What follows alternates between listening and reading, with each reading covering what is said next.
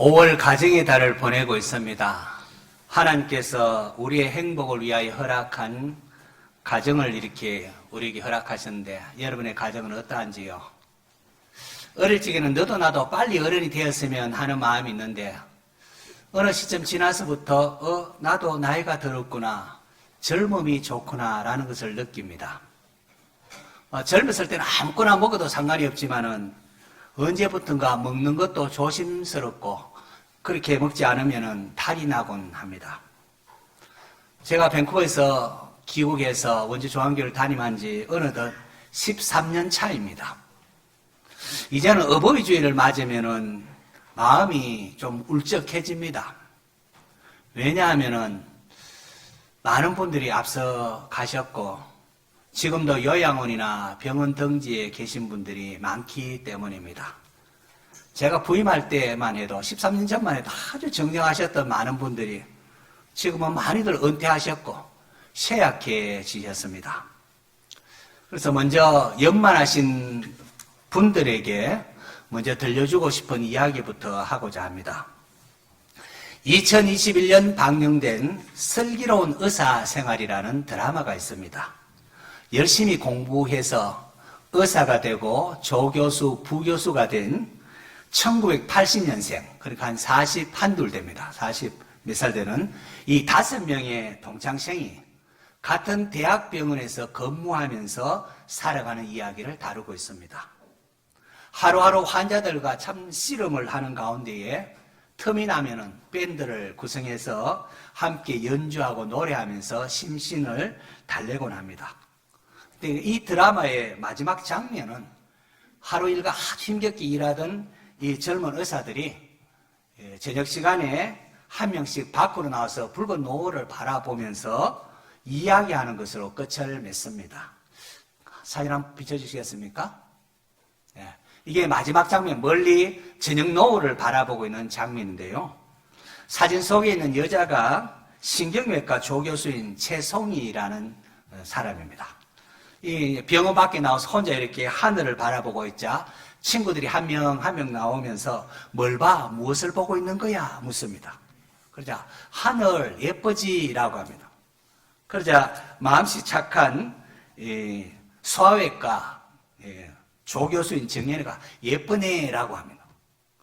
그런 동안 다른 친구들도 나와서 야, 뭘 보는데? 하면서 이렇게 합세를 합니다. 그리고 마음이 착한 또 이렇게 산부인과 석현이가 야, 하늘 오늘 너무 예쁘구나. 그러자 새침떡인 흉부외과 부교수 준환이가 별거 안 내라더니 야, 이거 어제도 이래서 요즘 자주 이래. 별거 아니다. 그렇게 말합니다. 자, 그런데 최송이가 이런 말을 합니다. 어렸을 땐 해 뜨는 거 보면서 참 좋아했는데 이젠 이상하게도 해 지는 이 시간이 너무 좋아. 그러자 익살맞은 농담을 잘하는 간담체외과 조교수의 익준이가 왜 그런 줄 알아? 왜 저녁 노을을 왜 그런 줄 알아? 하니까 다들 기들가지고 무슨 이유가 있는가 싶어서 기가 솔깃합니다. 그러자 하는 말이 퇴근 시간이잖아. 그러니까 에이 하고 다들 그럽니다. 그런데 익준이의 다음 말이 괜스레 마음을 뭉클하게 합니다. 집에 갈 수 있으니까 그래서 좋은 거야. 집에 갈 수 있다는 그 소리가 모두에게 긴 여운을 남기면서 이 드라마가 최종 끝을 맺습니다. 교회 내에 연말하신 어르신들께 전하고 싶은 게 이겁니다. 성도 여러분, 우리에게는 돌아갈 집이 있습니다. 여행 가는 것도 참 좋지만 여행 마치고 돌아올 집이 있다는 게 얼마나 좋습니까? 세월의 흐름 앞에 너무 안타까워하지 말 것은 우리에게는 돌아갈 영광스러운 집이 있습니다. 하나님이 예비한 영화로운 천국 말입니다. 우리가 들어갈 영원한 본향을 믿음의 눈으로 바라보면은 머리가 휘어지고 이마에 주름이 들고 기억력도 자꾸 또 잊어버리고 또 기억력도 줄어들고 또 나중에 몸의 거동도 힘들고 먹는 것도 자꾸 흘리고 그럴지라도 저녁 노을이 아름답다 그렇게 말할 수 있지 않을까요, 여러분? 하나님께서 허락한 이 땅에서의 여행, 소풍 감사하면서 또한 돌아갈 고향을 바라보며 위로함 받는 성도 되시기를 바랍니다. 이제 어버이 주일을 맞아서 부모님이 어떠한 존재이며 부모에 대해 자녀들은 어떠해야 하는가를 잠시 말씀 나누고자 합니다. 아기가 응애하고 태어나서 가장 먼저 배우는 말이 엄마, 아빠 하는 말입니다. 엄마, 아빠. 세상에서 가장 아름다운 단어일 것입니다. 아장아장 걷다가 넘어지고 제대로 걷지도 못하는 아이가 엄마, 아빠 이 한마디만 하면은 막 부모가 아주 행복합니다. 그리고는 아이가 필요한 모든 것을 채워줍니다. 엄마, 야가 지금 오줌 났구나. 엄마, 이게 배가 고프구나. 다 알아듣고, 귀신같이 알아듣고, 이렇게 막 하지 않습니까? 대소변 더럽다 하지 않고 온갖 사랑으로 돌보는 것이 바로 엄마, 아빠입니다. 부모님의 바람이 무엇일까요? 부모님의 바람은 단 한 가지입니다. 뭔가 하니까 자녀들 잘 되는 겁니다. 막 공부해라, 이래라, 저래라 잔소리 하는 것도 사실은 자녀가 잘 되기를 바라는 마음 때문입니다. 때로 부모가 무엇이 자녀에게 유익한가를 잘 몰라가지고, 잘 몰라서 이렇게 엉뚱한 것을 말하기도 하지만, 그래도 부모님만큼 자녀를 사랑하는 사람은 세상에 없습니다. 제가 밴쿠버일 때 교회 여집사님 두 분이 병원에 가정과 의사를 만났는데요. 아마 암일 것 같다는 그런 진단을 받습니다. 그래서 정밀 검사를 받아야 한다고. 그때 공통적으로 한 말이 무엇인가 하니까 아직 우리 아이들이 어린데, 제 여동생도 유방암 3기에 한번 진단받았는데 그때 하는 말이 아니 우리 아이들이 어린데 이런 말을 했습니다. 혹시 암이라고 진단되어서 자신이 죽는 것보다도 더 염려스러운 것은 내가 죽으면은 이 자식들은 어떻게 할까? 아직도 얘들에게는 엄마가 필요한데, 그렇게 자식 걱정이었습니다. 그것이 바로 엄마의 마음이요 부모의 마음입니다. 예수님께서 제자들이 이런 말씀을 하십니다.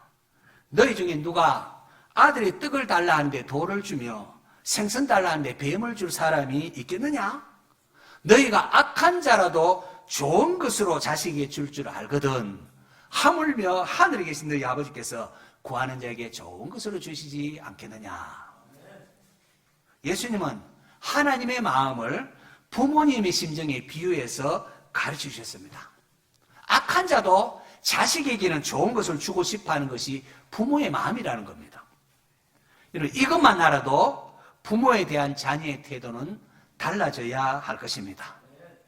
솔로몬이 이스라엘의 왕으로 있을 때입니다.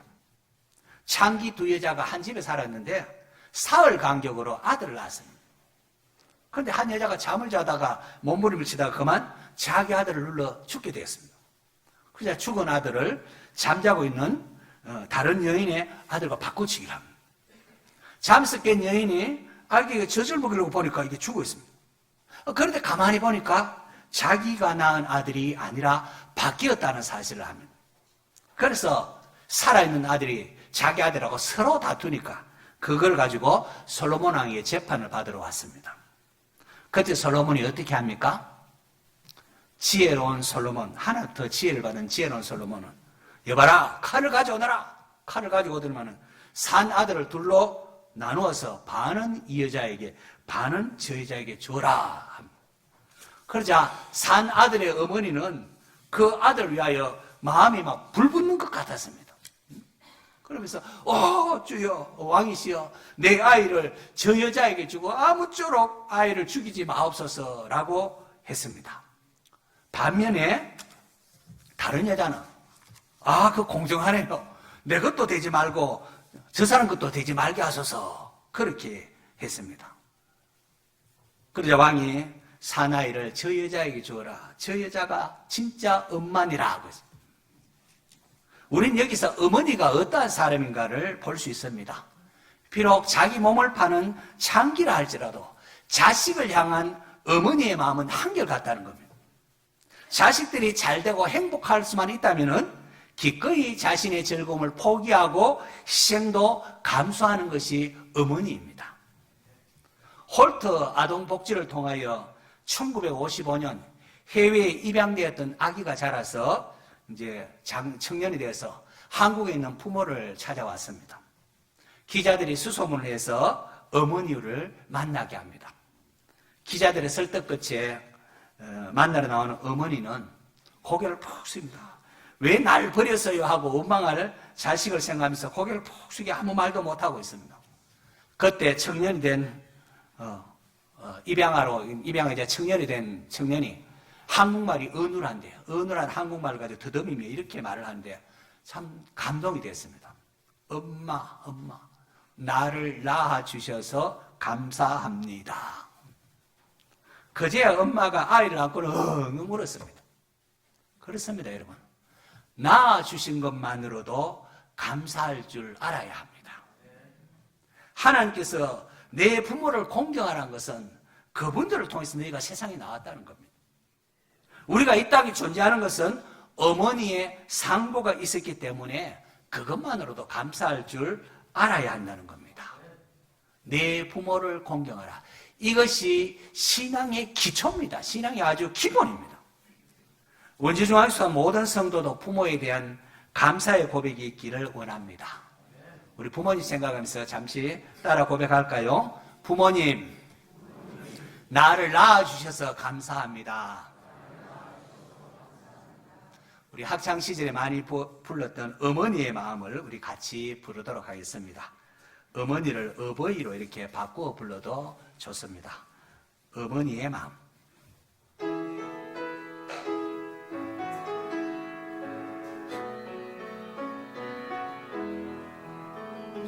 나 실제 괴로움 다 잊으시고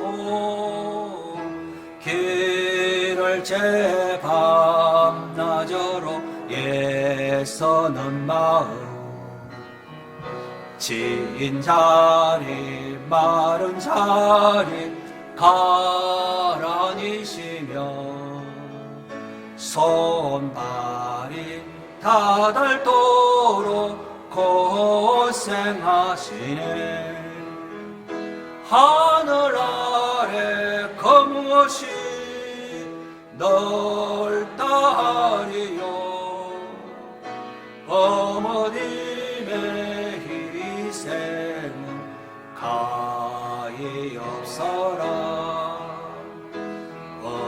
어려서 남고 없고 얼려주시고 자라선 뭉이 되어 기다리는 마음 알을 사 걸어댈 사 자식 생각에 고우시던 이마 위에 주름이 가도 땅 위에 거무엇이 높다리요. 어버이의 정성은 지극하여라. 사람의 마음 속에 온갖 지소원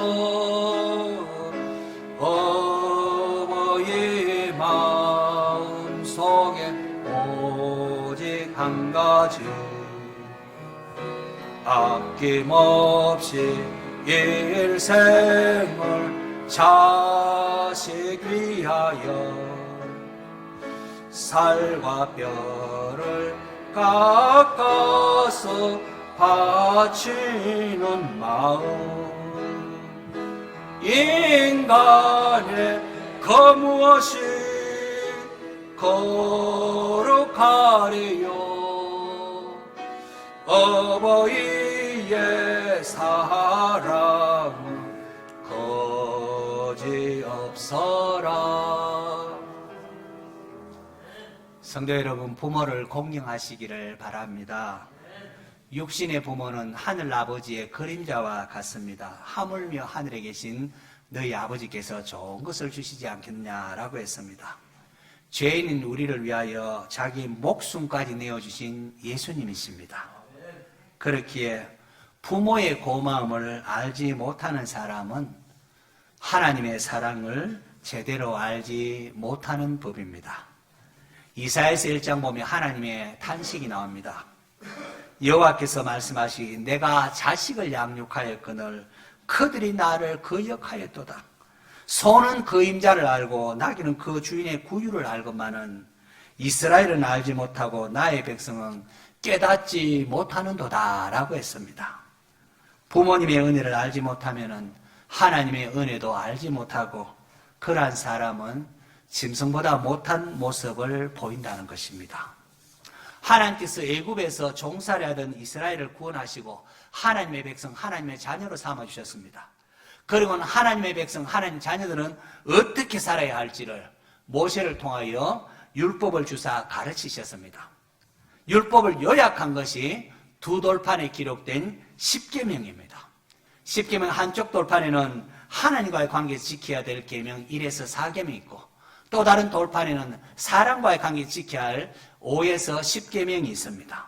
그런데 두 번째 돌판, 다시 말해서 사람과의 관계에서 지켜야 할 계명 가운데 첫 번째가 내 부모를 공경하라입니다.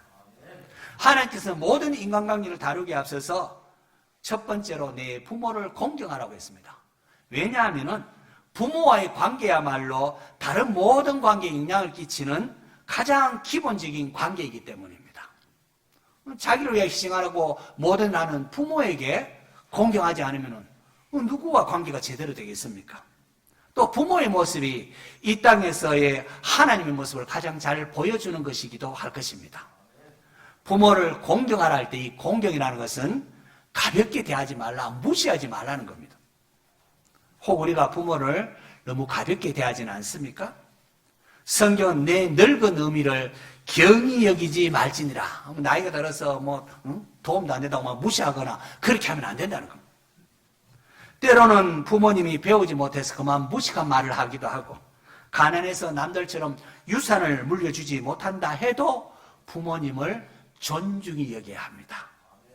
우리는 그분들을 통하여 그분들로 인하여 이 자리에 와 있기 때문입니다. 창세기 9장에 나오는 노아의 이야기가 이런 점에서 교훈이 됩니다. 홍수 뒤에 노아가 포도 농사를 지었는데 아주 잘 되었습니다. 그러다가 그만 포도주를 마시고 취해서 벌거벗은 몸으로 낮잠을 잤습니다. 노아의 세 아들 가운데 함은 아버지의 그 수치를 보고 우리 아버지 말이지 술 먹고 벌거벗고 그래 자더라고 동네방네 소문을 냈습니다. 거기에 반해서 셈과 야벳은 아버지의 허물을 감추기 위해 뒤로 가서 옷으로 아버지를 부끄러운 것을 덮어줬습니다. 그 결과 셈과 야봇은 축복을 받았지만은 함은 저주를 받아서 종의 종이 되고 말았습니다.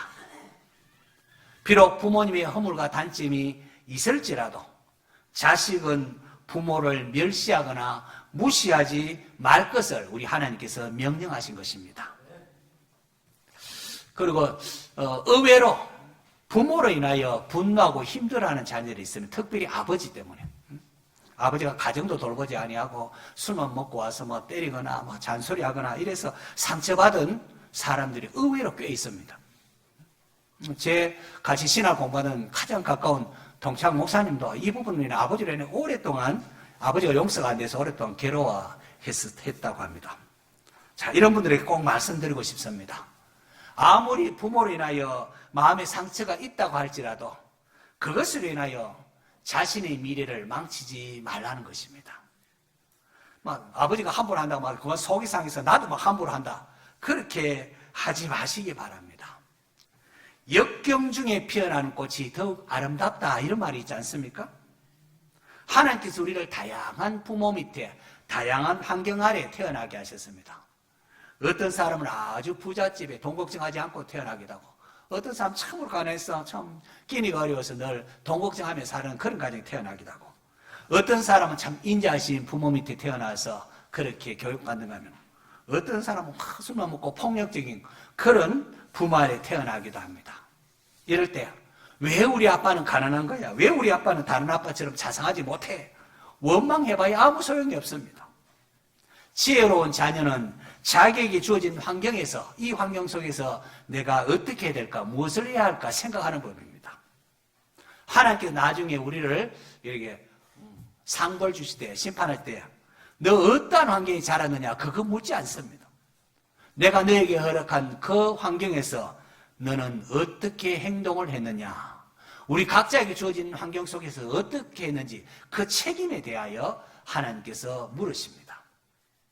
옛날 이스라엘 백성들 참 바벨론의 포로로 끌려갑니다. 그때 포로로 끌려간 많은 사람들이 부모를 탓합니다. 부모가 나를 제대로 못 지키기 위해서 나라를 망해서 우리가 이 고생한다. 부모가 죄를 지어서 우리가 지금 이 고생한다 하면서 부모를 탓했습니다. 그래서 당시의 속담이 아버지가 신 포도를 먹었으므로 아들의 이가 시리다, 이런 말이 있습니다. 아버지가 신 포도 먹는데 아들이 이빨이 시리다, 이게 무슨 말이에요? 아들이 이가 시리다는 것은 조상들의 죄 때문에 우리는 뭐 잘못한 것도 없는데 우리가 이방 나라에 끌려와서 포로가 되고 부모님 세대가 잘못되고 우리가 지금 이 고생한다, 그런 이야기입니다. 자, 그러자 하나님께서 에레미야와 에스겔을 통하여 이렇게 말씀하십니다. 에레미야 31장 보면은 그때 그들이 말하기를 다시는 아버지가 신 포도를 먹었으므로 아들들의 이가 시다 하지 아니하겠고 신 포도를 먹는 자마다 그의 이가 신 것 같이 누구나 자기의 죄악으로 말미암아 죽으리라.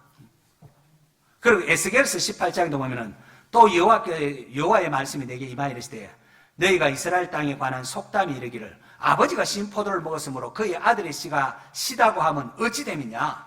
주 여호와의 말씀이니라. 내가 나의 삶을 두고 맹세하노니 너희가 이스라엘 가운데에서 다시는 이 속담을 쓰지 못하게 되리라. 모든 영혼이 다 내게 속한지라. 아버지 영혼이 내게 속한 같이 그의 아들의 영혼도 내게 속하였나니 범죄하는 그 영혼은 죽으리라. 그렇게 하셨습니다. 이게 무슨 말인가 하면은 에레미야나 에스겔을 통하여 하나님께서는 각자 자기의 행동에 대하여 책임지는 것이지 부모를 탓해서는 안 된다는 겁니다. 물론 부모의 잘못으로 인하여 잘못된 부모 밑에 자란 자녀가 부모의 잘못을 따라할 가능성이 높습니다. 그리고 아버지가 잘못되거나 사업이 실패하거나 하면은 가족들이 다 함께 고생을 합니다. 하지만 그렇다고 할지라도 아버지 때문에 우리가 이 고생합니다, 그렇게 탓하면서 자신의 삶을 망치는 사람은 어리석은 것이라는 겁니다. 왜냐하면 우리는 하나님 앞에서 우리 각자가 행한 대로 심판을 받을 것이기 때문에 그렇습니다. 아무리 노예와 같은, 끌려와서 노예 같은 상의를 할지라도 거기서 하나님을 경외하며 말씀대로 순종하면 하나님께 그들에게 복을 주신다는 겁니다. 다니엘과 세 친구 보십시오. 노예로 끌려왔지만 그들이 그곳에서 하나님 말씀대로 사니까 모든 사람들 지혜가 뛰어나고 존경받는 사람이 되지 않았습니까? 때로 가정적으로 어렵고 힘든 환경에 놓여있다 할지라도 부모를 원망하는 자가 되지 마시고 오히려 성숙의 계기로 삼아서 더욱 하나님을 앙망함으로 복받는 성도 되시기를 축원합니다. 부모를 공경하는 것은 다른 여러 가지 계명과는 달리 하나님의 축복이 거기에 아예 문자적으로 약속되어 있습니다. 모든 게 다 우리 행복을 위한 것이지만은 이 부모를 공경하는 것은 다른 계명과는 달리 하나님의 축복이 거기 직접 기록되어 있습니다. 출애굽기 20장 오늘 본문 12절 보면은 내 부모를 공경하라. 그리하면 내 하나님 여호와가 내게 준 땅에서 내 생명이 길리라. 그리하면 내 하나님 여호와가 내게 준 땅에서 내 생명이 길리라. 여러분, 사람마다 복 받기 위하여 얼마나 노력합니까? 하지만 복은 하나님께서 주시는 겁니다. 하나님께서는 자녀된 우리가 부모에게 순종하며 공경할 때에 하나님 주신 땅에서 행복하게 오랫동안 살게 해 주신다고 했습니다. 그러므로 세상의 헛된 것에서 복을 구할 것이 아니라 하나님의 말씀에 순종함으로 복받는 성도들 되시기를 바랍니다. 가정의 달, 하나님께서 우리의 행복을 위해 허락하신 가정입니다. 부부가 서로 사랑하고 부모에 대해서는 공경하시면 행복할 수가 있습니다. 오늘 말씀은 들었는데 나는 부모님 벌써 다 세상 떠나고 안 계신다 하는 분도 많을 것입니다. 그런 분은 연세 많은 다른 분이나 주위 분들과의 관계 속에 이 말씀을 적용하면 됩니다. 특히 교회 내의 어르신들, 예수님 안에서 우리 한 가족들 아닙니까? 그분들을 내 부모로 알고 잘 공경할 수 있기를 바랍니다. 너는 샘머리 앞에서 일어서고 노인의 얼굴을 공경하며 내 하나님을 경외하라. 나는 여호와이니라 라고 하셨습니다. 믿는 성도들이 앞서 이렇게 행할 때에 하나님께서 우리의 가정과 사회를 한층 건강하고 밝게 만들어 주실 것입니다. 이 땅에서 잘 되고 장수하는 복을 우리에게 주십니다.